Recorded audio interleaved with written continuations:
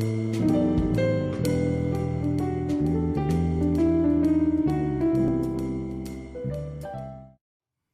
me say that I have learned a lot today, and I continue to be amazed at the talents that are around us that sometimes we just don't know about. Dr. Wale, man I've watched, I've listened to many occasions. I want to take this opportunity just to maybe provoke you a little bit, and something you said which could be misunderstood.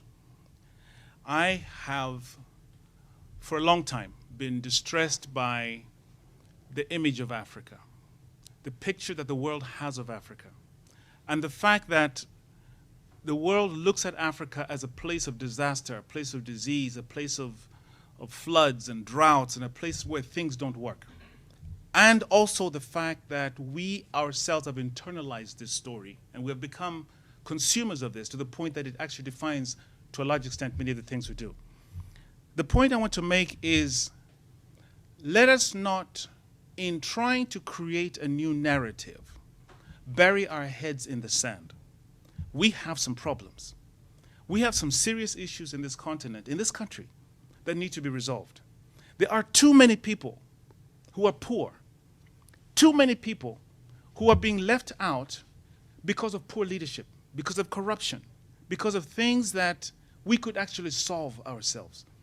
This country, Kenya, if you look at some of the phases we've gone through over the last 2-3 decades, there was the clamor for multi-party democracy.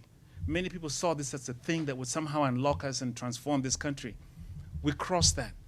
We found that elections are still rigged. We found that, politics is still pretty much the way it was. The clamor for constitutional change.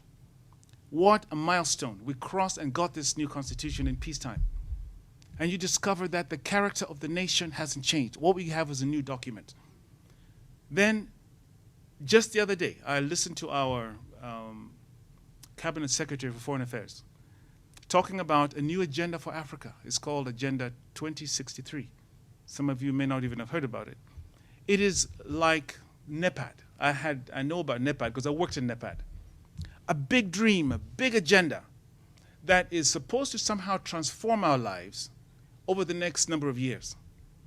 But we create these structures, we create these projects, we create these programs without changing ourselves. If you want to change the world, we must begin with changing ourselves. We must look in ourselves and say, what is the problem and what is it that we need to do?